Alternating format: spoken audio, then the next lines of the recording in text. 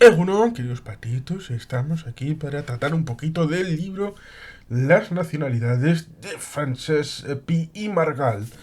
Un libro que tiene su interés a pesar de que evidentemente es un libro del siglo XIX, logrado en la Feria del Libro de Ocasión en Santander, logrado por la cifra de 6 euros, incluso con la curiosa circunstancia de que hay alguna página que ha sido arrancada al inicio y parece que alguna también al final. Por lo tanto, parece que es un libro que no está culminado en el antes y el después, pero en el corazón del libro sí lo está. Igual a veces puede pasar que alguno de estos libros está dedicado, como pasa por ejemplo con esta página que habla del año 81, 22 de julio de 1981, y hay una firma, Biblioteca A. Gómez B. Pero bueno, el libro es interesante porque formo parte de la historia en ese siglo XIX tan complicado que a veces hemos tratado en el canal y que en el futuro espero poder concretar con mayor fruición, porque es un siglo de dificultades para el ámbito político, social, cultural, económico, en el ámbito del Estado español, en donde fueron muchos los momentos de dificultad, de complejidad, de lo que se llamaba entonces los pronunciamientos, que eran una especie de golpes de Estado por parte de los espadones, que cambiaban absolutamente todo, los gobiernos. El gobierno largo de O'Donnell fue de 4 años a mediados del siglo XIX, y por tanto ahí tenemos un espacio-tiempo complejo con guerras civiles, como las 3 guerras carlistas, con cambios de dinastía, bueno, dinastía propiamente no, porque, o sí, porque, claro, estuvo Amadeo I de Saboya, Amadeo de España, que esto nunca se dice porque, bueno, era un rey italiano que precedió a la instauración de la Primera República después de la Revolución Democrática de 1868. Iba a decir 1900, el siglo XX, no, esta es la consecuencia, porque en el siglo XX fue precisamente el asunto de las nacionalidades, el asunto ligado a Pi y Margall como el tema federalista, porque la Revolución Democrática estableció a través de Prim, el almirante Topete, toda esta generación que emulaba en parte lo que había hecho a inicios de enero de 1900. Otra vez estamos con el siglo XX. Cierto es que yo soy de 1982, pero el siglo XX no lo fue todo. Hubo cosas antes. En el 1820, esto sí, el siglo XIX y el año 20 del siglo XIX, pero en 1820 hubo un pronunciamiento por Riego para tratar de cambiar la situación por respecto a la Constitución de Cádiz, que hay que decir que fue antiforal y anti-española. Y por tanto, lo que dice Ullate Favo en su libro Españoles que no pudieron serlo es algo que hay que tener en cuenta. Ese grupo de ejércitos iba a ir a América y no fue porque en Cádiz hubo este pronunciamiento para recuperar la Constitución de Cádiz, y durante 3 años, antes de la llegada de los 100.000 hijos de San Luis, en 1823, antes de la llamada década ominosa de 1823 a 1833. Luego llega la guerra carlista, luego llega Espartero con sus cosas, Isabel II, la que le gustaba el pollo con arroz, o arroz con pollo, y su general bonito, como era el general Serrano, al quien le dedicaron una calle estupenda y muy cotizada en el centro de Madrid, a pesar de que fue en buena medida el responsable del asesinato del señor Prim en la calle del Turco, en la segunda mitad del siglo XIX, en un lugar y momento bien importante. ¿Por qué? Porque en 1868, cuando hacen la Revolución Gloriosa, la Revolución Democrática, echan a Isabel II, lo cual establece la idea de o ponemos a otro rey en la monarquía hispánica, o abrir una nueva situación. En primer momento hubo una votación en el ámbito de la Cámara Legislativa, en el Congreso de los Diputados, para establecer quién podía ser la siguiente forma de monarca, figura monárquica en el ámbito del Estado español. Y el señor Prim era el principal valedor de la candidatura del señor Amadeo de Saboya. Hay que decir que hay el telegrama Hohenzollern que establece la idea a través de Bismarck, muy cucoel, acerca de la idea de que España pudiera ser gobernada por un Hohenzollern, lo cual a Francia le olió como chamusquina, lo cual resulta pintoresco porque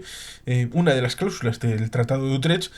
viene a significar de que no va a ser posible en el futuro, después de 1713, que hubiera una concordancia de la monarquía encarnada en la figura de rey de Francia con la monarquía encarnada en el rey de España, lo cual en algunos casos ha llegado a interpretar como que evidentemente no habría posibilidad de reconstruir una realidad de monarquía navarra y monarquía española, en tanto en cuanto después de la disociación de las invasiones de Navarra por parte de los españoles,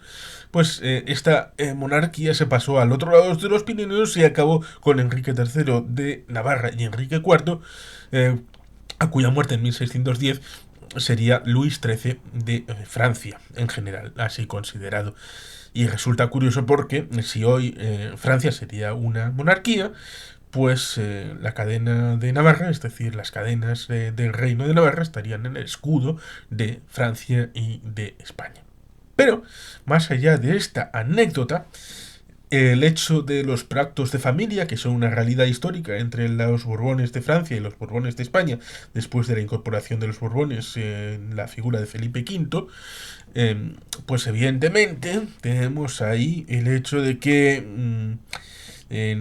los austracistas lo vieron así claramente desde el ámbito austríaco y desde el ámbito británico, la idea de que era un poco incómodo que dos países fronterizos a través de los Pirineos tuvieran la misma dinastía, y un país como España con lo que venía a ser el futuro de Prusia, que se coaguló en Alemania en el Palacio de Versalles precisamente después de la guerra franco-prusiana, pues evidentemente tenemos ese momento en donde Francia se sintió insegura y pensó que era una excusa para meterse en la guerra, y fue lo que Bismarck quería, que le declararan la guerra para poder ampliar con Alsacia y Lorena, cosa que es lo que hicieron a costa de Francia. Las nacionalidades, por tanto, tienen dos vertientes en el siglo XIX, lo hemos comentado alguna vez,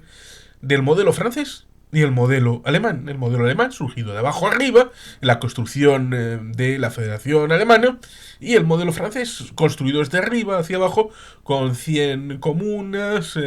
departamentales, con un igual mallado para todos iguales, exactamente iguales, el Estado, la administración, el rey, convertido luego en la Tercera República Francesa, que fue la que legalizó el memorial de la Revolución Francesa, y por tanto ahí tenemos un asunto realmente importante, porque es lo que en la primera parte de los libros, porque digamos que podemos hablar de que las nacionalidades son 3 libros en uno.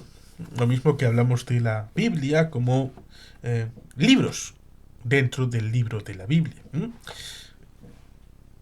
El primero es una recopilación de situaciones. Una visión geopolítica de ese momento de finales del siglo XIX, en donde se mira a Europa, fundamentalmente, se mira cómo ha habido la historia de los diferentes pueblos, en el ámbito occidental, central y oriental,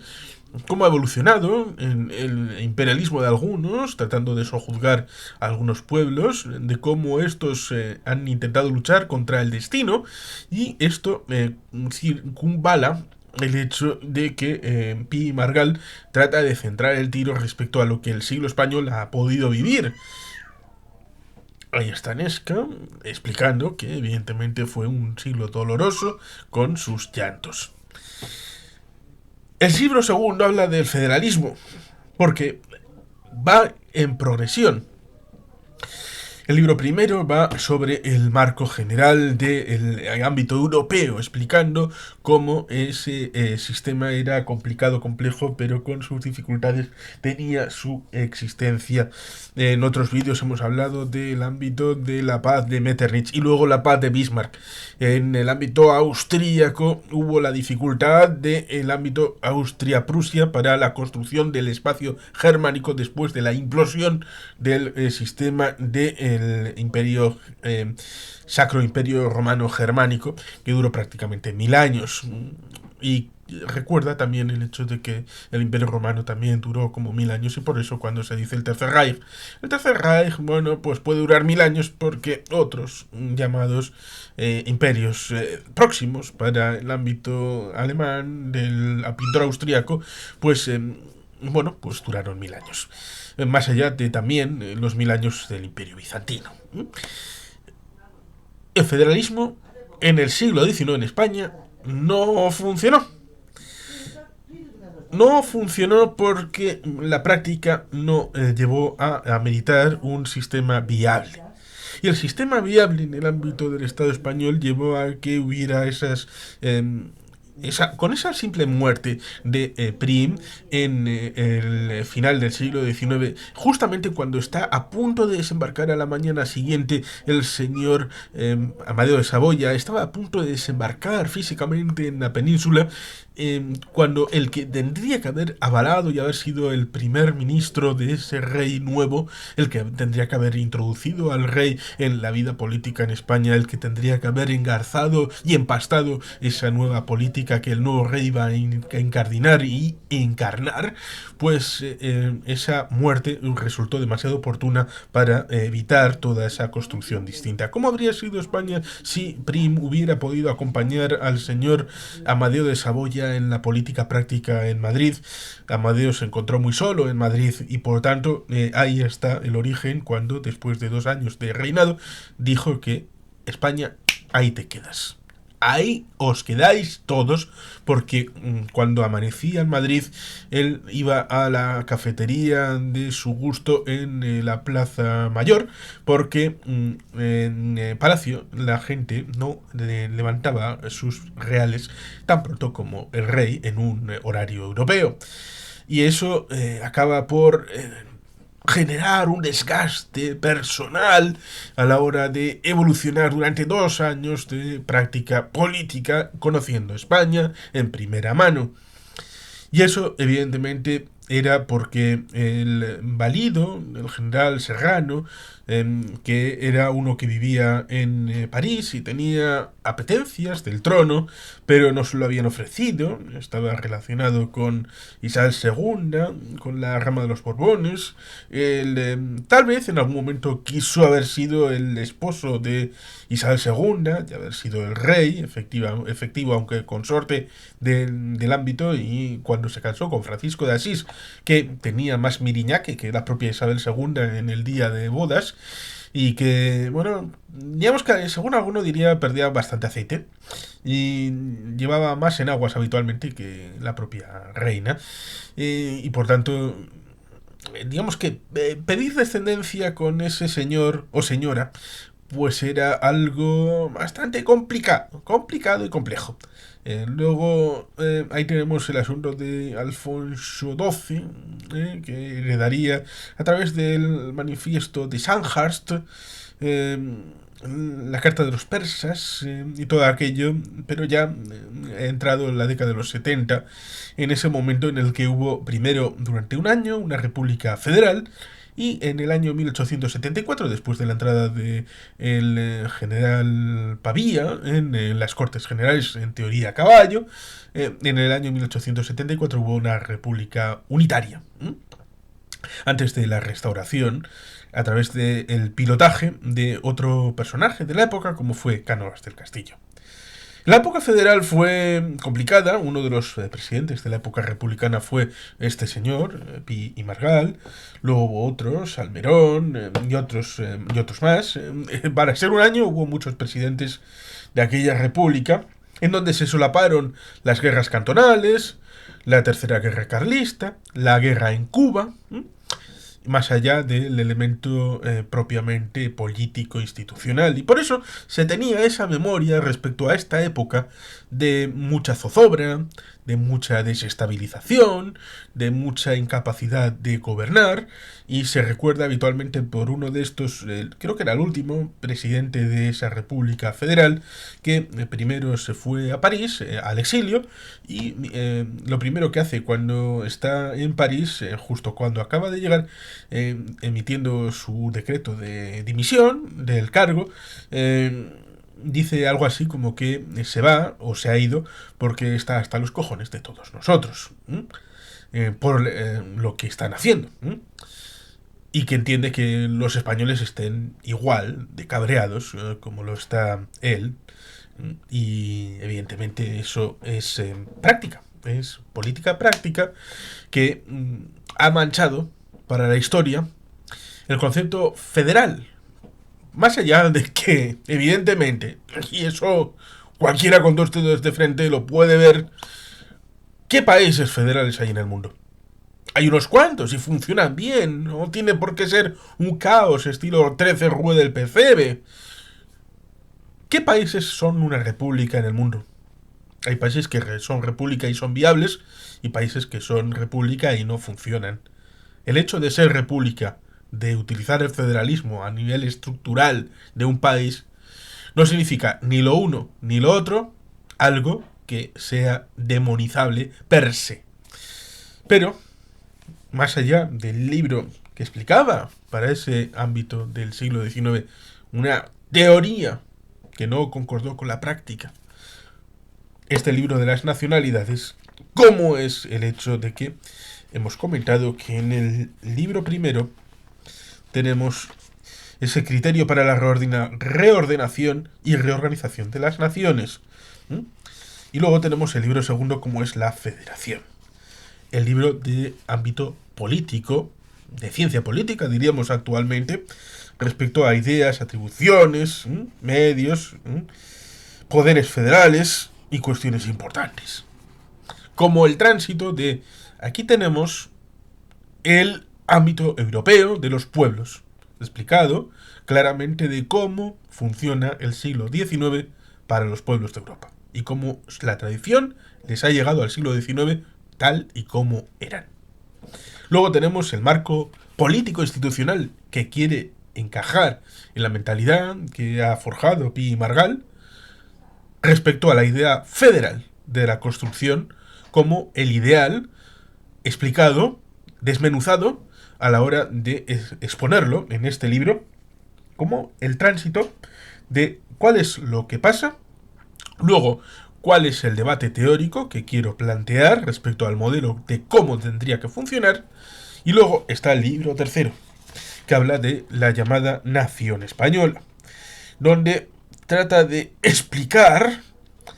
cómo todo esto ha aterrizado en el ámbito del Estado español respecto a los diversos territorios que lo componen. Por ejemplo, el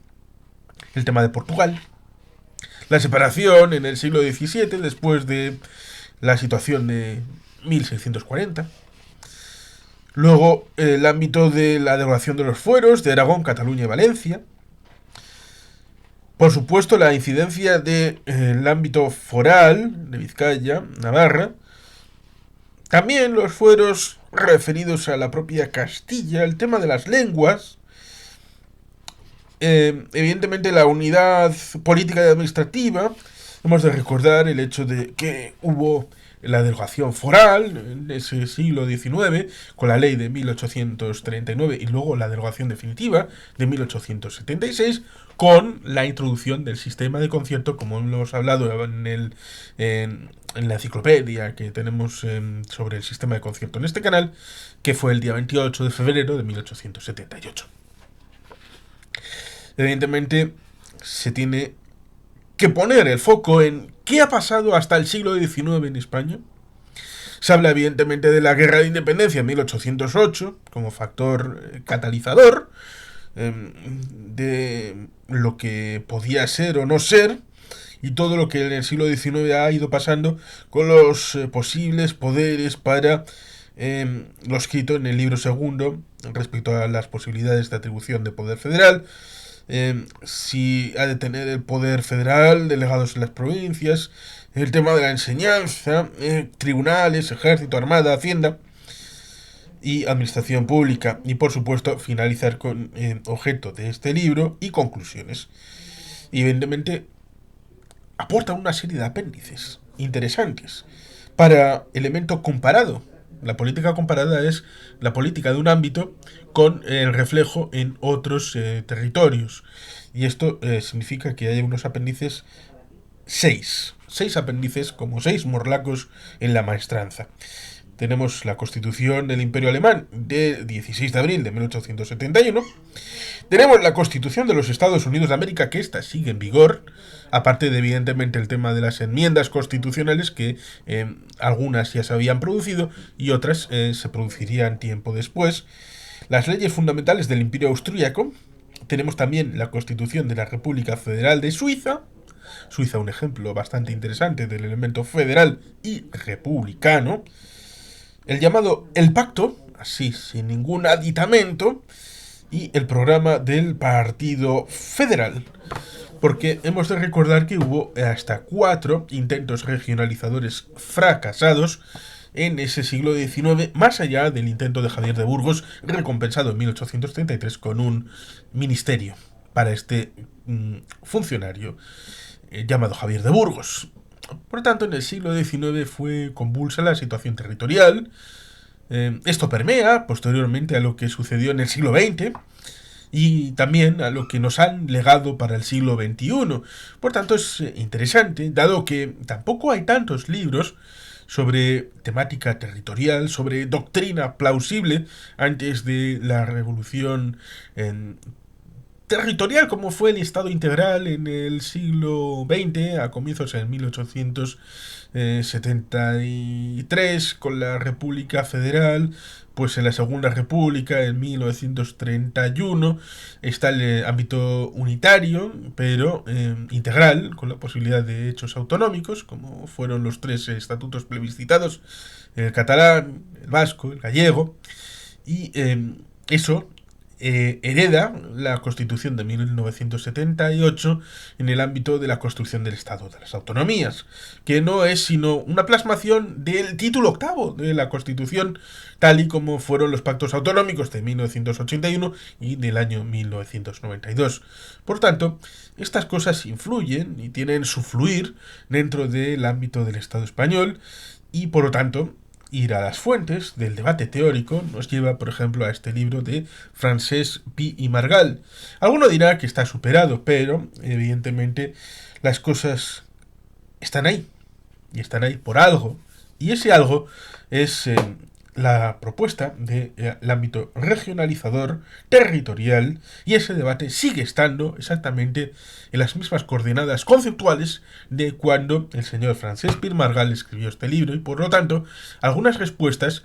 han sido recicladas cada cierto tiempo pareciendo nuevas, pero son ideas que son más antiguas que la tos, y por tanto leer libros como este son muy recomendables a todos aquellos que os interese el tema autonómico actualmente en el ámbito del Estado español. Este libro, Las nacionalidades de Pi i Margall, es un libro imprescindible, su lectura y su toma en consideración para incorporarlo al pensamiento de cada cual libre y propio. Y sin más, queridos patitos, aquí el asunto seguirá presente y candente hasta que se pueda dar resolución. Sin más, eskerrik asko, agur berobat, beti helpian.